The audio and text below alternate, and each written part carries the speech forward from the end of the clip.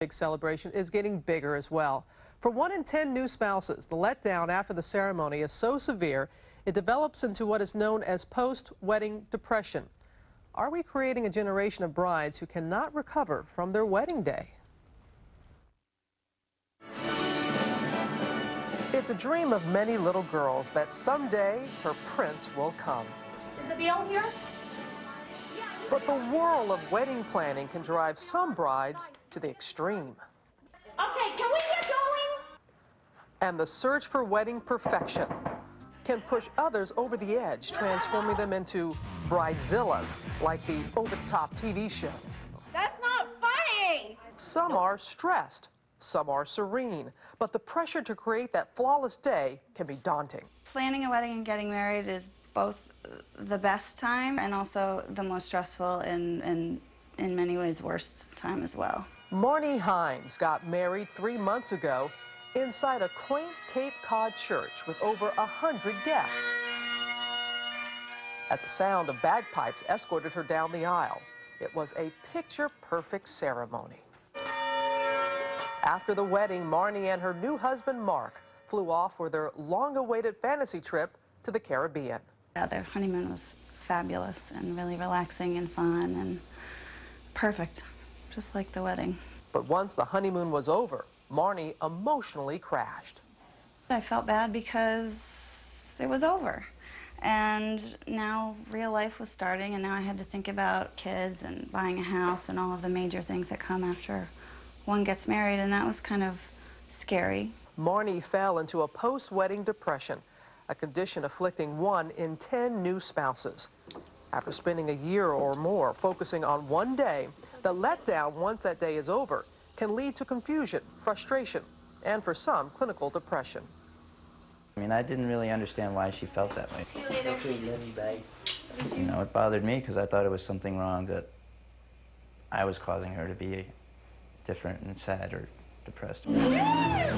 Everybody's telling you, you should be having fun, this is the best time of your life, you know, before you have kids, enjoy it, live it up, and I felt like, what's wrong with me that I feel like this? Well, certainly Marnie is not alone. Joining us now to talk about post-wedding depression is Sheryl Paul. She is a bridal counselor and the author of The Conscious Bride and now The Conscious Bride's Wedding Planner. Sheryl, thank you very much for being. This is something you see in a lot of chat rooms. There are a lot of brides that are talking to one another. It's supposed to be the happiest time of your life. So why the letdown? Yes, and that phrase, it's supposed to be the happiest time of your life, is exactly part of the problem, because from the moment a woman gets engaged into her first year of marriage, everyone's telling her you're supposed to be happier than you've ever been in your life. So during her engagement is when the problem begins. That's when the feelings of grief, of letting go of being single, fear of getting married, confusion about what it means to be a wife these days, all of the uncomfortable feelings start to set in during her engagement, but instead of addressing them because those feelings are not acceptable, she thrusts herself into the planning. She becomes obsessional about the planning, planning this perfect day, this lavish day. And the problem being that she can keep that up until the wedding day, even through the honeymoon, and then she crashes.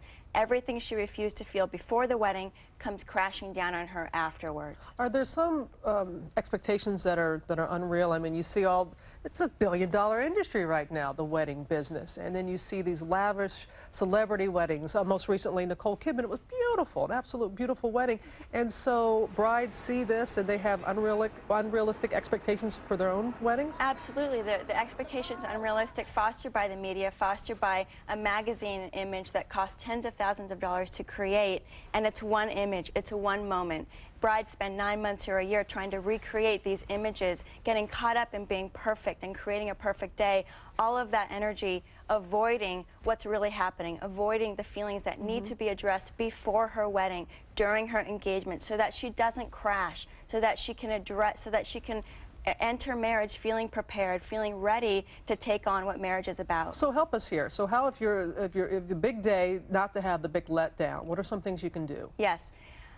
Number one, talk about your feelings. Know that fear, grief, confusion, sadness, all of that is normal. This is a big taboo in our culture that we need to start breaking. We need to be honest about what the engagement is really about. Men are allowed to feel scared. Men are expected to have cold feet. But for women, they feel like they need to stifle those feelings and only talk about the planning. When you're getting married, people say, you know, what's going on with the planning, what about the dress, the care, the florist. So talk about your feelings, write about your feelings, have a journal. I tell all of my clients, journal. It's free, it's easy, it's always accessible so that you can express what you're feeling at any time. It's private, let it out. You need to let those other feelings out. Number 3, try to avoid perfectionism. It's very hard, it's very challenging. The word perfect is everywhere in the wedding culture, but try to banish that word. You know, instead of I found the perfect dress, I found the dress that's right for me. Instead of we found the perfect location, we found the location that's right for us. Number 4, and this is connected to number 3 actually, is stay connected to your fiancé. If the wedding isn't about 2 people, what is it about? The wedding should be about connecting with your partner each step of the way.